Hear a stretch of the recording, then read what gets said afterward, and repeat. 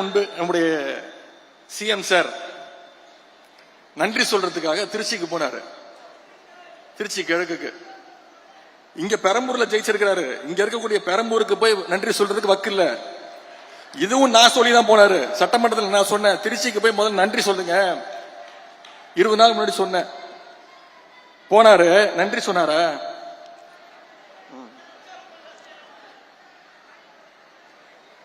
பொதுவா ஒரு முதலமைச்சர் ஆனதுக்கு பிறகு நம்முடைய தலைவர் இந்த 5 வருஷத்துல எந்த மாவட்டத்துக்கு போனாலும் அந்த மாவட்டத்துக்கு புது திட்டங்களை போய் அறிவிப்பாங்க.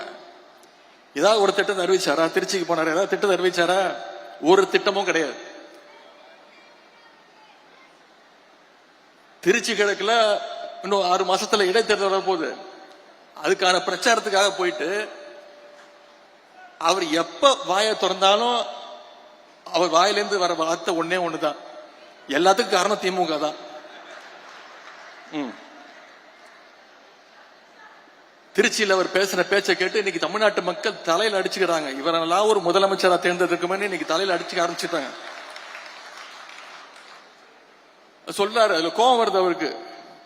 கவர்ச்சியால தான் ஆட்சிக்கு வந்தீங்கன்னு என்ன பார்த்து சொல்றாங்க அப்படின்னு முதலமைச்சருக்கு, சிஎம் சாருக்கு கோபம் வருது.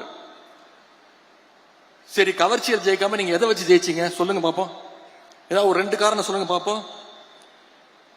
கலைஞர் மாதிரி இந்திய எதிர்ப்பு போராட்டத்தில் கைது பண்ணி போராட்டம் பண்ணி ஜெயிலுக்கு போயிட்டு வந்தீங்களா?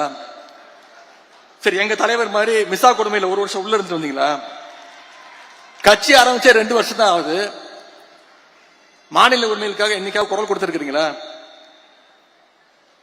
ஒன்றிய பாஜக அரசு ஏதாவது குரல் கொடுத்திருக்கிறீங்களா? பின்ன வேற எதை வச்சு நீங்க ஆட்சிக்கு வந்தீங்க? ஏதாவது ஒரு போராட்டம் பண்ணிருக்கீங்களா? எல்லாத்தையும் விடுங்க. தமிழ்நாடு முழுக்க போய் மக்களை சந்திச்சு உங்க கொள்கை தான் சொல்லி ஓட்டு கேட்டீங்களா? உங்க வேட்பாளர் பேர் உங்களுக்கு தெரியுமா? எதுவுமே தெரியாது. இதைத்தான் எங்களுடைய தலைவர் அவர்கள் கவர்ச்சி அரசியல் எங்களுடைய தலைவர் அவர்கள் சொன்னாங்க. அது மட்டும் இன்னொன்னு சொல்றாரு, அவர் வாயில நல்லா வந்துருமா? வாயில என்ன வரும்? தமிழ்நாட்டு மக்கள் வாயில நிறைய வரும். தமிழ்நாட்டு மக்கள் காத்துக்கிட்டு இருக்காங்க, இந்த முதலமைச்சர் வாயில ஏதாவது ஒரு நல்ல வார்த்தை வருமா அப்படின்னு, ஏதாவது ஒரு திட்டங்கள் வருமான்னு இன்னைக்கு காத்துக்கிட்டு இருக்காங்க. இது வரைக்கும் உருப்படியா ஒன்னும் வரல.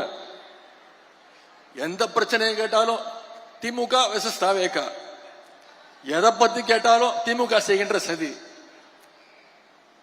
இப்படிப்பட்ட ஒரு முதலமைச்சரை இன்னைக்கு தமிழ்நாட்டு மக்கள் தேர்ந்தெடுத்துட்டாங்க. அந்த முடிவை நம்ம ஏத்துக்கிட்டு தான் ஆகணும். அது மட்டும் இல்ல, தூரசக்தி, ஓரசக்தி, பாரசக்தின்னு நம்முடைய திரைப்பட இயக்குனர் திரு டி ராஜேந்தர் மாதிரி ரைமிங்கா டயலாக் பேசுறாரு. திமுகவுக்கு வயசு 75, பவள விழா ஆண்டு தாண்டி போயிட்டு இருக்கிறோம். திமுக நாங்க பார்க்காத வெற்றியும் கிடையாது, நாங்க பார்க்காத தோல்வியும் கிடையாது. எவ்வளவு பெரிய தோல்வியா இருந்தாலும் மீண்டும் எந்திரிச்சு வருவோம். எங்க தலைவர் எங்களை அப்படிதான் ட்ரெயின் பண்ணிருக்கிறார். ஆனா எந்த காலத்திலையும் திமுக மக்களை விட்டு தூரமா நின்னதே கிடையாது.